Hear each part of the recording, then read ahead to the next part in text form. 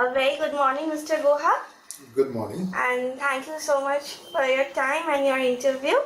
And You're welcome. so we shall start with the interview. Absolutely. Yeah. So my first question is, how long have you been tutoring, and where do you see yourself 5 years down the line? I have been tutoring for the last 4 years, so as to say, because I have an industrial experience of 9 years in totality across domains, and within this time I also had been teaching. And 5 years down the line, I would like to see myself grow, just like Ulysses, who wanted to sail beyond the sun. I'm sorry, I'm being a little dreamy about this, but it's a matter of fact. I'd like to take life to the fullest and move on. Okay. That's like a really nice example to draw from. Thank you so much. So moving on to my next question, like how have you helped in spreading education to the underprivileged ones? Right. I firmly believe, as Swami Vivekananda had said, education is the manifestation of the perfection already in man. Knowledge is an inherent factor. It does not come from outside. So probably like keeping such kind of ideologies, probably I moved on, and in due course of time, like I have been associated with corporate social responsibilities of the companies I've worked with, and we have also gone to certain underprivileged places and segments wherein I went ahead and volunteered whatever little I could do. So I have also been associated with NGOs wherein we moved out, and I was mostly a part of fundraising though, but even then we moved out and we did a lot for the children. I would say a lot, because in these days nobody does much for others. Thank you. True, very true. So there is an increasing academic pressure nowadays, and for that, many children are actually losing out on their childhood. Right. So according to you, how can a child cope up with this increasing academic pressure?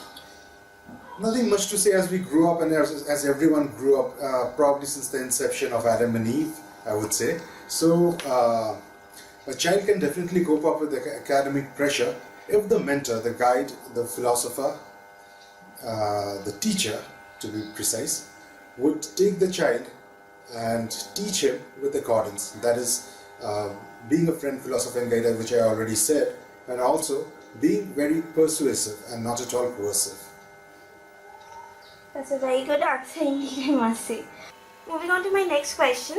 There are certain myths about landing up a good job after studying humanities. How do you help break those myths and preconceived notions? As you already mentioned, it is a myth, and I firmly believe that it is a myth too.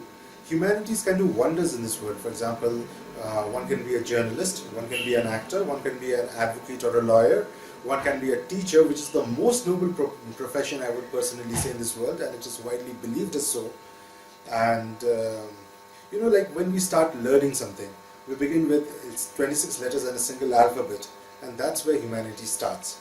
So it's in every sphere. A doctor is not a doctor without humanities, because the language and grammar is the barrier for that.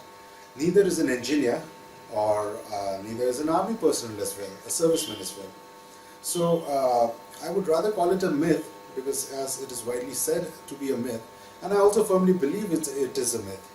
I would say that humanities cannot be overruled and nothing scientific can be done. Otherwise we would go back to the days of the Bushmen and the prehistoric people, and we would go ahead and we would have been living in that way without humanities. So humanities, yes, it lands a definite job, it lands a very good work, and who knows, you don't have to work a day in your life if you're good at humanities, and the thing keeps rolling on, because you love your job, you do it, and it becomes a way of life. So humanities is never to be underestimated in any form. Humanities is everything. Thank you. I hope this will stop the rat race for engineering and medical as well. I'm just being hopeful about it. So my next question is, what is the role of spoken English in landing a good job today? Spoken English is the backbone for any language. In India, of course, I would say. And one can land up as a job with the job of an actor, a director, a preacher, a teacher, a scientist, an engineer, a doctor, or maybe even an accountant. Of course, an accountant, or any job you name it. Spoken English is the backbone for that, in India at least, and widely in Europe and Asia. So Spoken English cannot be avoided at all. If you want a good job, you have to go ahead and learn English. So that is why I'm here, because there are people also who go ahead and try to monetize over things. And that is why monetization is not possible unless we are really good at spoken English. That is my personal belief. I hope that should be correct and very peaceful. Very peaceful, I would say. So my last question to you is, how has my private tutor helped with your tutoring experience? My private tutor has helped me immensely and it brings a smile onto my face. My private tutor went on, and I'm really happy, like since I've been associated with my private tutor as a tutor, I have been learning a lot of things, and it is that my private tutor is everything to me right now. From all-time call delivery to customer support system, because the world today is dependent on customer relationship management throughout, overall, be it anywhere, across any domains, any spheres of life.